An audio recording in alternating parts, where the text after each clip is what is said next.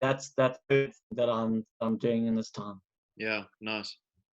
Yeah, it's actually, I mean, for me, it's quite an exciting time actually, because it does give you that opportunity to do a lot of stuff that you wouldn't normally have time to do. So, I mean, obviously the upskilling, the educational stuff, and just maybe working on something new as well. Geez, definitely. I must say, during the last few months when I had the Stormers and the Varsity Cup going at the same time, it was like my life was a blur, you know. And now I actually sort of kept quite an intensity going in this time, but I've really enjoyed the stimulation part of it. I mean, I'd like to get out my house if I'm honest, but I've really enjoyed the stimulation of new ideas and thinking, and yeah, it's great. It's great.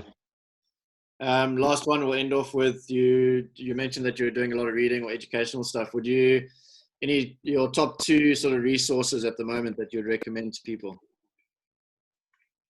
Can be a book, a website, an app, a person to talk to. Great book, Grit by Angela Duckworth. Really, really enjoyed it. Yeah.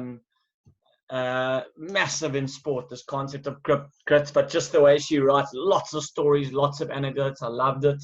I've also just finished this not long ago called The Captain Class, fascinating around the best sports teams ever. And this chap, Sam Walker's philosophy is, or hypothesis, that it's all to do with the captain. So I really enjoyed that. I'm reading Paul Roos's book at the moment, who was a famous AFL coach. Yeah. So I sort of, to be honest, a lot of my stuff is coming from that. I went to like webinars and what have you. And I've moved away. There's like an overload of webinars and things. I think in the rugby space, I really enjoy Stuart Lancaster, who's a rugby coach, but he gives great leadership lessons. So I would strongly recommend any coach follow Stuart Lancaster's stuff. And then, yeah, I'm just trying to read as much as I can. Yeah, sure. Some good resources. In terms of an individual personal mentor, who do you look up to most? There's a chap that's been really good to me over the years, Ryan Belchers, who I've worked with. We started the sport business together in 2010, and we still work together in the corporate world.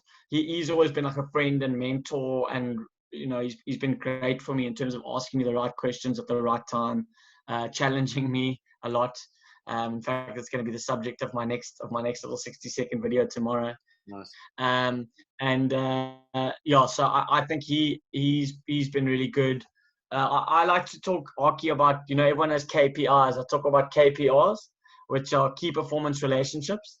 And I think you need different people at different times. So, like my wife is very supportive and helpful, and so she plays a key role. And then, you've got Rowan who will challenge you, but also encourage you a lot. And then you have 1 or 2 people who will always sort of challenge you hard and ask you questions. I think that's important. So I see it more as a squad than a person. One person, yeah, sure.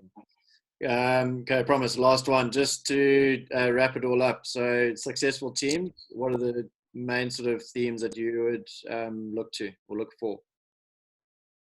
Successful teams. Yeah. What sort of contributes to a successful team? Connected around purpose. Connected around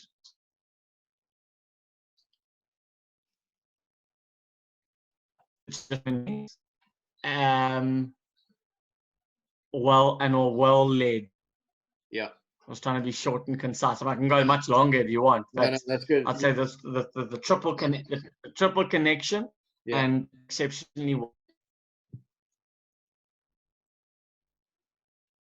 I'm going to ask you to repeat it because you just cut out there. I think the connection froze.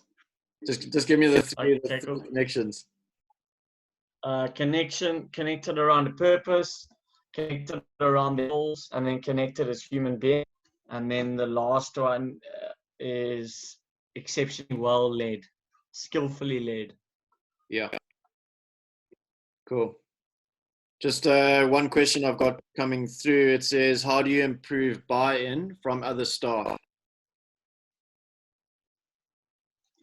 As a lead, how do you improve? Well, I mean, the first thing you've got to do is link their role to the greater cause. So sometimes people don't see the connection between their role and the greater cause. So that's the first thing. Second one is regular feedback, I'd say. Like the more I'm touch with people and giving them feedback around what they're doing and how they're doing it would be another way of improving buy-in. And the third thing would be, well, I suppose the third thing would be having a conversation with them around what does excellent buy-in look like, and what do you and I have to do to change it. Yeah. So yeah, feedback, honest conversation, and then connection of role to purpose. Yeah. People often don't see that. Yeah, sure.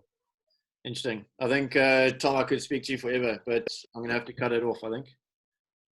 No, it's cool. I'm sorry that Instagram didn't work as well, but hopefully people get to see this. It was fun. Yeah. Well, we'll get it going again. I'm sure there'll be part 2, part 3, and part 4 sometime. No, lekker. You're doing good things, bro. Thank you. Thanks very much for inviting me. Cool. Thanks so much, Tom. Appreciate it. Ciao, bud. Bye. Cheers.